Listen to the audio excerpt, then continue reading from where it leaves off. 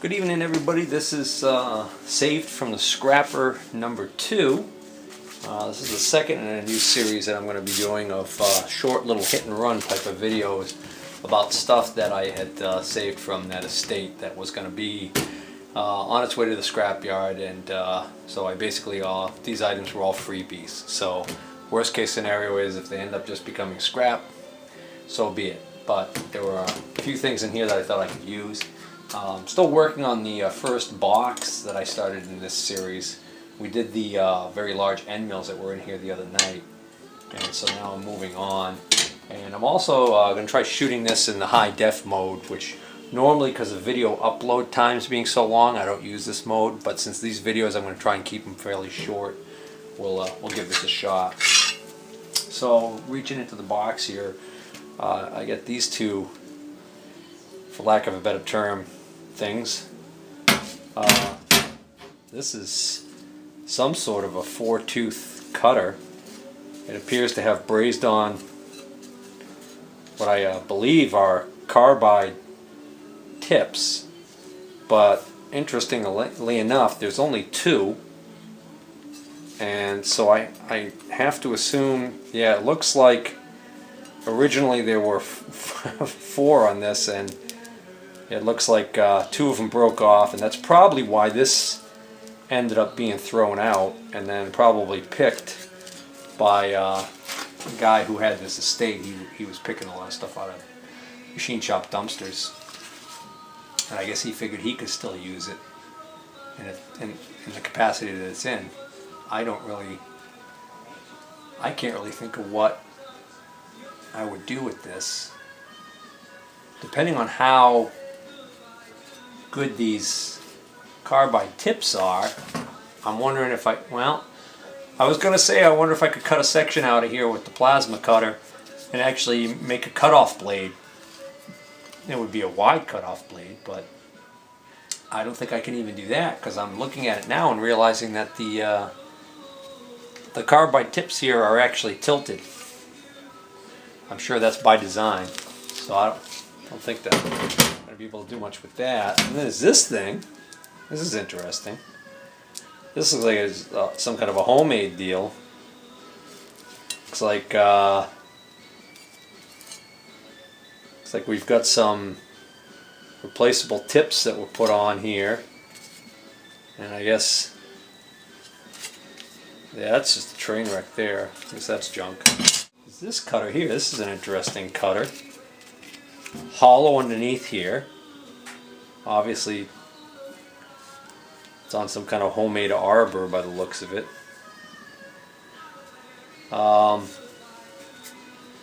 Is this what they call, I think this is what they call a shell mill?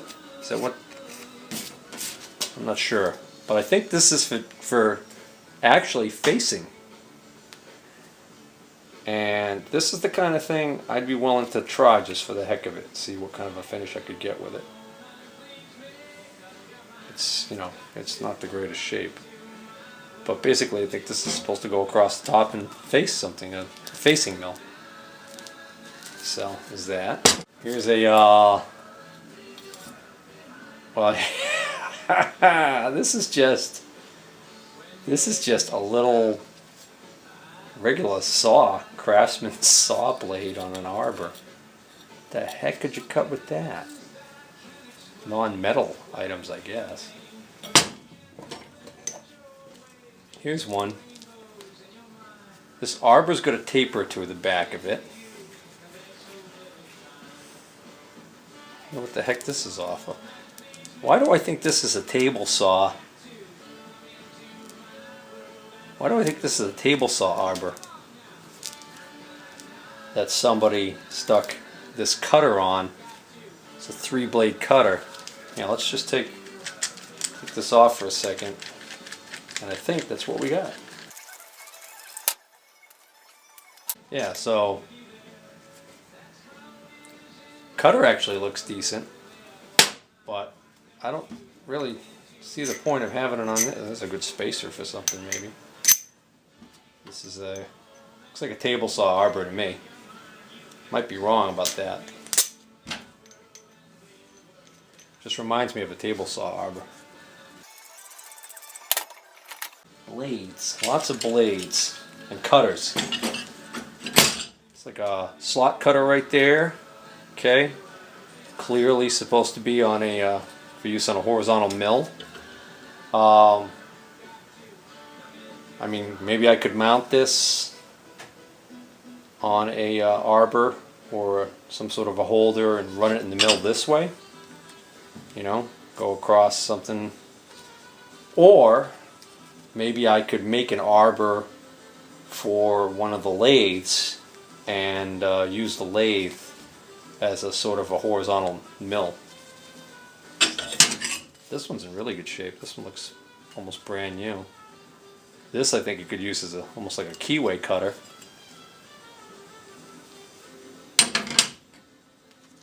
That's a big one there.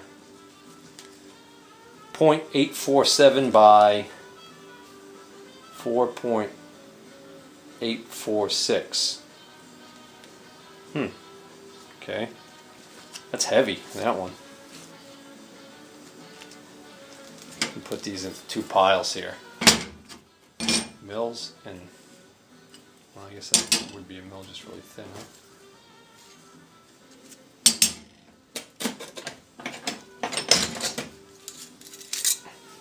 The small one. Again, that one looks like it's in excellent shape.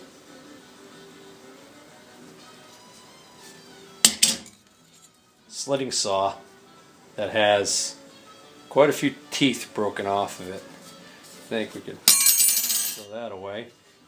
Oh, this was a nice cutter that looks like it had hardly any use on it, but has broken teeth on it now. This may have been broken just when they were throwing the stuff into buckets and that. This was a 4 by 1/8 by 1 high-speed steel cutter. Junk that. Another cutter. This one looks intact. Somebody's got a little arbor reducer in there they stuck in there. I don't know why you would do that. I can't imagine trying to drive this big cutter on any kind of a arbor that would fit in this little sucker. Ah, that's a funky one. Check that one out. It's flat on the back side here, but it's actually got a bevel to it. So that is a different deal there. What would you do with that?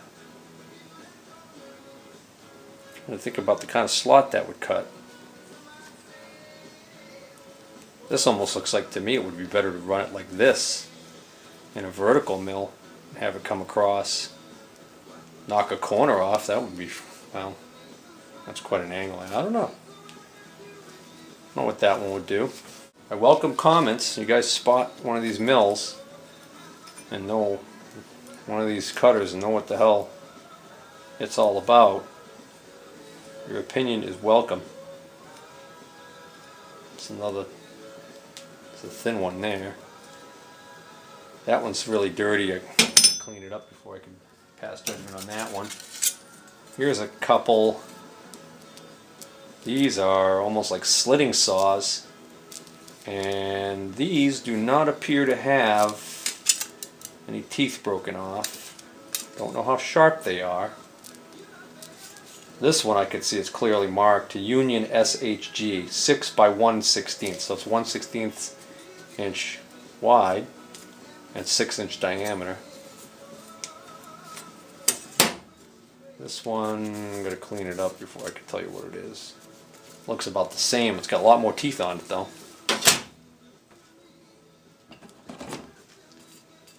Another one. Another slitting saw. See, these slitting saws, like this one here just looks like it's just all steel. But then this one, this style here, almost to me looks like these are tips made out of another material, bonded to this disc. So maybe these are carbide. I don't know. There's a rusty cutter there. I mean, if something like that, if you clean it up, could that be used again? Sharpened maybe? I don't know. There's a funky one there. That would cut a very definite profile.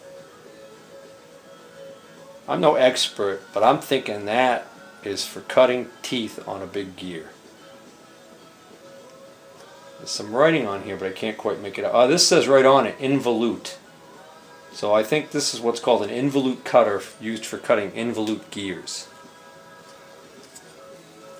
Might be wrong about that. It's rusted. Here's another cutter that's got a bevel to it. This might also be a for cutting a gear. I don't know.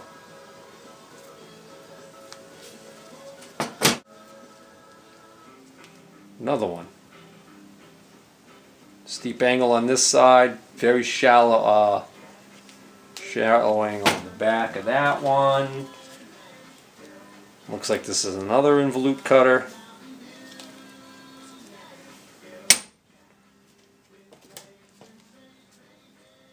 Another involute.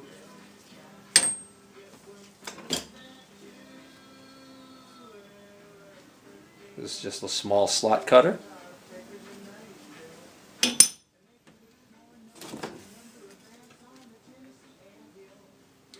Another just plain old steel cutter. Another one of these.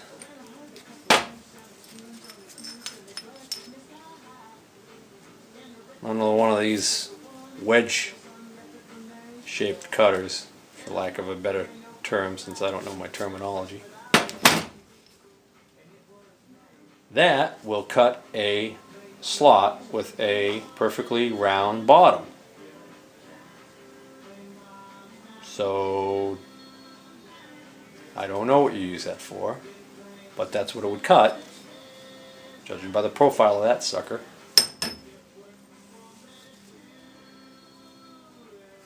That's got a slight bevel to it. That's a straight cutter. And we're almost to the end of this segment because we're almost to the bottom of this box. Another one of these steel saws or cutters. Not really a saw when it's that thick. And that one's also a plain steel cutter. Some of these have really shallow teeth, so I mean by design they would probably have a very strong cutting edge, I would imagine, by doing that. There's a little itty bitty one there.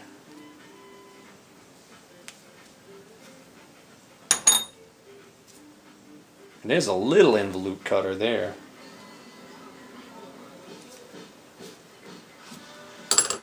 There's a wrench for which I have no idea its purpose. This end was clearly modified. It's got my old friend's name right on it and scratched in there. So this is something he made for himself, maybe for where he worked to do some specific job. You know, he took this, he didn't make the wrench, but he modified it here. The jaws have been ground very specifically for to fit something unique, I would say. Here we have a drill bit and a long extension. A lot of this stuff I found here, it runs so. Here's a good example. This is so out of whack. I don't know how you would drill a hole with this. I don't know if you can see that, but when I spin this, that thing is turning like it's way out of whack. It actually touches the top of the cabinet, and then when it comes up over here, it's like 1/8 of an inch up off the cabinet. That's how bent that drill bit is. Either bent or the way it's pressed into this little arbor. Something crazy. But depending on how far that's pushed in there, at some point back here I can cut this off, and I've got myself a little rod if I've got to make something. I doubt that this is hardened. Waste not, want not. Alright, that's something interesting there. It's a little homemade wrench. Little itty bitty sucker. Square drive. Not a ratchet, just a little tiny wrench to turn. I wonder if that fits a lot of the square-headed or Allen-headed screws. I wonder if that fits some of the Allen-headed screws on some of those tool holders that the Atlas lathe came with. Here, I was about to say, here's a chuck key, but it's not, is it? It's a... the heck is that? Doesn't look like anything was cut off of here, so it doesn't look like it ever had the part that would stick out to make this a little chuck key. Anybody know what that is? 6-sided. Clearly it's got this on here to give you leverage. This is supposed to engage something and turn it. But what? Maybe there's a chuck somewhere that has actual weird adjustments on it. I don't know. Lead. Thin strap of lead. You know what this would probably be good for?